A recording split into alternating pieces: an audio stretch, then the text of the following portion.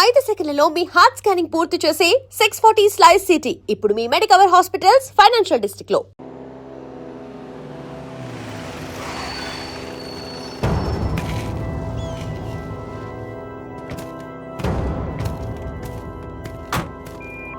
Mike 22 receiving. Operation progress. Over. Pranaya.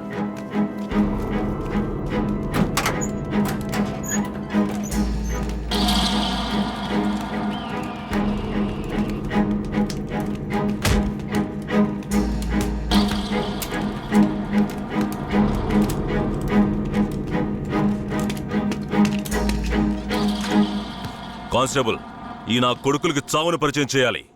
కట్లు ఇప్పండి.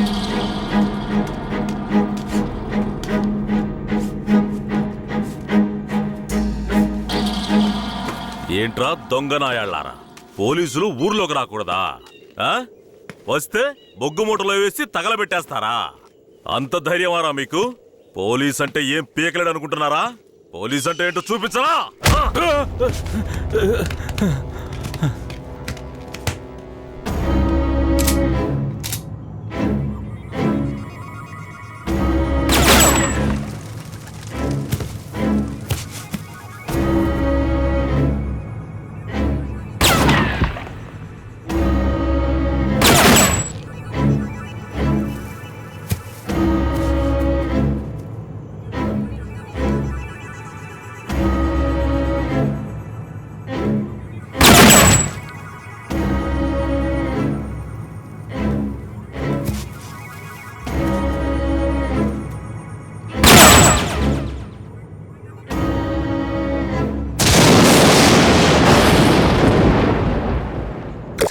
లోపల నుంచి వస్తున్నాయి సార్.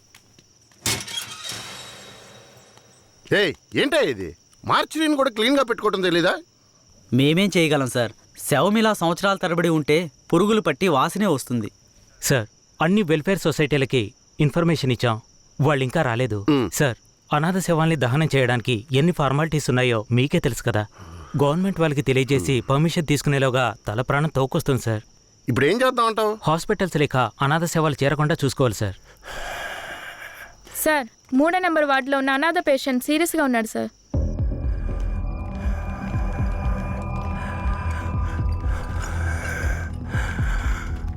నర్స్, తొందరగా ఐసీయూకి తీసుకురండి. Okay sir.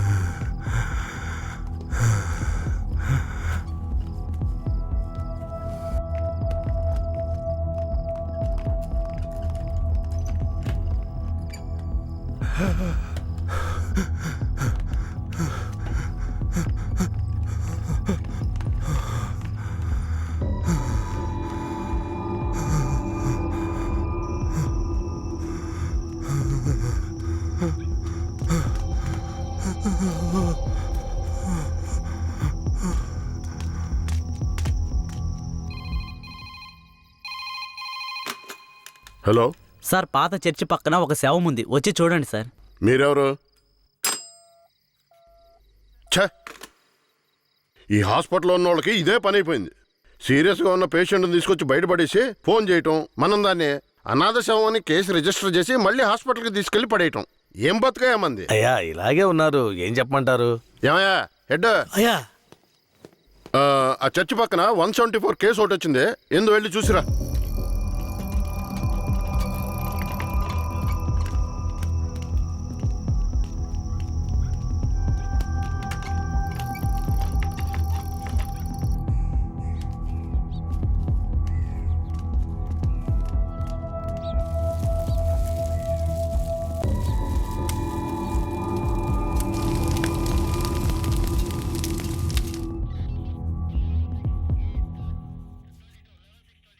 ఏమయ్యా హెడ్, ఎప్పుడు వచ్చే 174 అనాథ కేసేనా? అవునవును. అనాథ సేవాన్ని తగలబెట్టి మీరు గవర్నమెంట్కి లెటర్లు రాస్తూనే ఉన్నారు, కానీ డబ్బులు మాత్రం రావడం లేదు. అరే పోవయ్యా, డబ్బు గిబ్బు వస్తుందో లేదో, అనాథ శవానికి అంత్యక్రియలు చేసామని పుణ్యమైనా వస్తుంది. హెడ్ గారు, మీలాంటి వాళ్ళు మన డిపార్ట్మెంట్కి పుణ్యం చేసినా డిఎస్పీ రఘునాథ్ లాంటి వాళ్ళు పాపమే చేస్తున్నారు. ఇదిగో చూడండి. ఎవరు? మన ఏరియా నుంచి ట్రాన్స్ఫర్ అయ్యారే, ఆ డిఎస్పీ రఘునాథా? అవునయ్యా, 5 మందిని ఎన్కౌంటర్ పేరుతో చంపేసి కనిపించలేదని చెప్తే నరసింగాపురం ఊరు వాళ్ళు ఊరికి వదిలేస్తారా? ఊరోళ్ళంతా మీడియా వాళ్ళతో కలిసి పోరాటం, ధర్నాన్ని గొడవ చేయటం వల్ల ఇప్పుడు గవర్నమెంట్ విచారణ కమిషన్ పెట్టింది. విచారణ కమిషన్ ఊరికి వదిలేస్తుందా? డిఎస్పీని పీల్చి పిప్పి చేయదు. యూటీవీ ప్రేక్షకులకు నమస్కారం. ఇప్పుడు మనం ఉన్నది నేర పరిశోధన కార్యాలయం. గత నెల రాష్ట్రంలో సంచలనం సృష్టించిన నరసింగాపురం గ్రామంలో జరిగిన కలవరంలో 2 అమాయకులైన వ్యక్తులు కాల్చి చంపబడ్డారు. మరికొందరు ఆసుపత్రిలో ఉన్నారు. ఒక అమ్మాయితో సహా 7 జాడ తెలియలేదు. దాని గురించి పోలీసులను అడిగితే అలా మేమెవరిని తీసుకుపోలేదంటున్నారు. ఇప్పుడు వాళ్ళు ప్రాణాలతో ఉన్నారో లేదో కూడా ఎవరికీ తెలీదు. దీని గురించి ఇక్కడున్న ప్రజల అభిప్రాయం ఏంటో ఇప్పుడు అడిగి తెలుసుకుందాం. ఏం జరిగిందో చెప్తారా? న్యాయం జరగాలనే దీనికి ఒప్పుకున్నాం. కనిపించకుండా పోయిన వాళ్ళు మా ఊరికి తిరిగి రావాలి. రాలేదో మేము ఒప్పుకోం. మా ఊరి కుర్రోళ్ళు ఇంకా ప్రాణాలతో బతుకున్నారో లేదో కూడా తెలియడం లేదయ్యా. వాళ్ళు ప్రాణాలతో తిరిగి రావాలని మేము ఆ దేవుణ్ణి వేడుకుంటున్నాం అయ్యా. జడ్జి గారు వచ్చారా?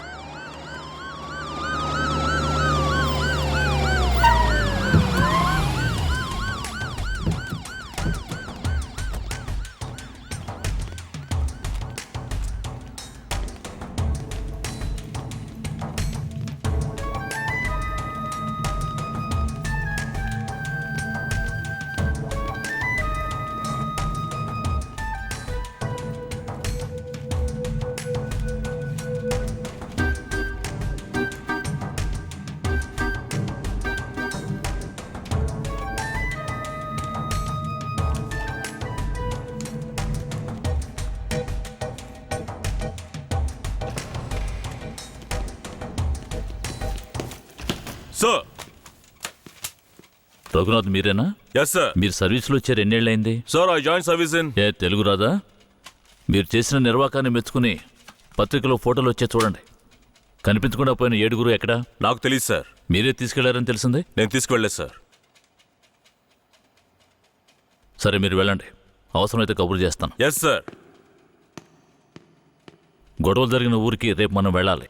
బాధితులైన ప్రజల్ని కలవాలి. సార్, ఆ ఊర్లో ఉన్న వాళ్ళందరూ చాలా మూర్ఖులు సార్. వాళ్ళందరూ చాలా కోపంగా ఉన్నారు. ఇప్పుడు వద్దు సార్. ఇప్పుడు వద్దేంటి? ఖచ్చితంగా వెళ్ళాలి.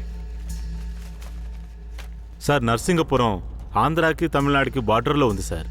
ఈ ఊర్లో జనాభా మొత్తం 592 మంది సార్. ఈ గ్రామాన్ని బ్లాక్ మార్క్ గ్రామంగా ప్రభుత్వం ముద్ర వేసింది సార్. యాక్చువల్గా ఈ ఊరు ఎలా ఉంటుందంటే కర్రతుమ్మ చెట్ల మధ్య ఊరును దాచినట్టు ఉంటుంది సార్. ఈ ఊరు చుట్టూ సుమారు 20-25 కిలోమీటర్ల వరకు కర్రతుమ్మ చెట్లే సార్.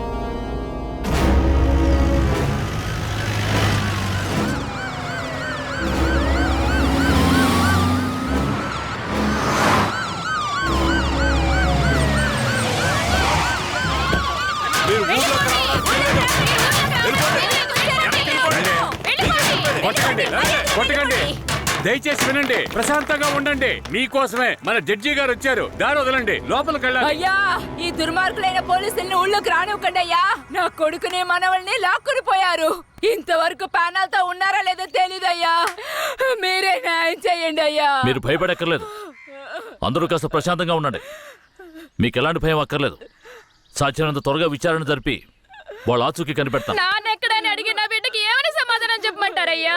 మీరు మా మేలు కోరేవారైతే మా అందరికి ఒక పరిష్కారాన్ని చూపించి మీరు లోపలికి వెళ్ళాలయ్యా. లేదంటే ఆగమ్మా. అమ్మా, కాస్త ఓపిక పట్టమ్మా. ఊర్లోకి రాకూడదు, అంతే కదా? అవునా?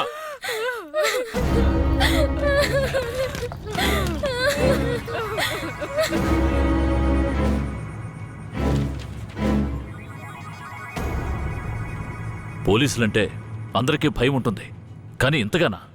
ఊరంతా భగభగ మండుతోంది.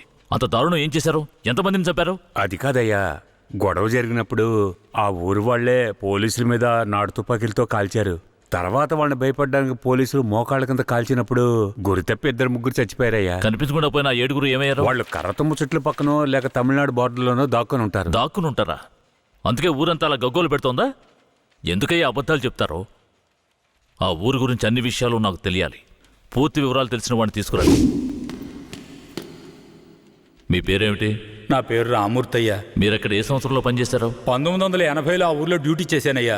ఉత్తినే పేరుగా ఊరు బయట పోలీస్ స్టేషన్ ఉంటుందయ్యా. ఆ ఊరికి పోలీసులకి అసలు ప్రాబ్లం ఏమిటి? అయ్యా, అది నిన్న ఈ రోజు వచ్చిన ప్రాబ్లం కాదయ్యా. ఎంతో కాలంగా ఆ ఊరికి మన పోలీసులకు ఉన్న ప్రాబ్లం అయ్యా. ఆ ఊర్లోకి పోలీసులు అడుగు పెట్టకూడదయ్యా. ఒకవేళ వెళితే ప్రాణాలతో తిరిగి రాలేరు. దొంగతనమే ఆ ఊరాళ్ళకు కులవృత్తి అయ్యా. హత్యలు, దొంగతనాలు, దోపిడీలంటూ వాళ్ళు చేయని వృత్తే లేదయ్యా. వీళ్ళకి అసలు రేషన్ కార్డులు ఉన్నాయో లేవో గాని ఒక్కొక్కరి మీద 4-5 కేసులున్నాయ్యా. వీళ్లను చూసి ఎదుటి వాళ్ళు భయపడాలే తప్ప వీళ్ళు ఎవరికీ భయపడరయ్యా.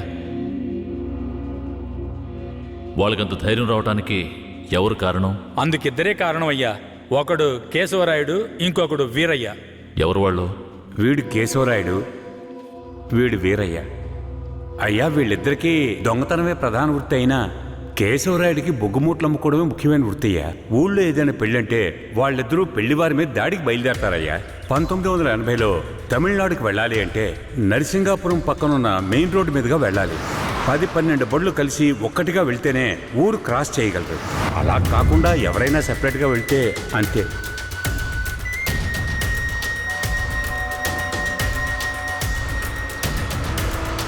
ఆగండి, ఆపండి, ఆపండి.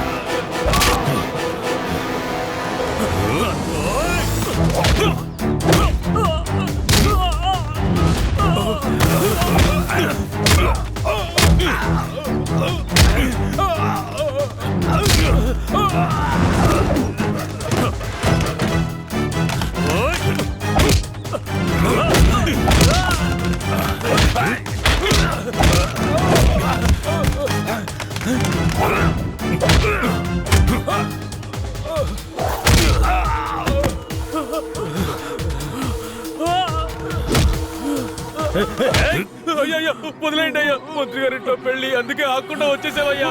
అయ్యో, వదిలేయండి అయ్యా. అయ్యా, వద్దయ్యా. అయ్యా, రే, మేము ఆకలి కోసం దొంగిలిస్తున్నాం. నీ మంత్రిలాగా ఆడంబరంగా బతకడానికి కాదు. ఊరు సొమ్ము దోచుకునే వాడి కోసం అడ్డమైన పనులు చేసి అల్పాయుష్లో పోకు.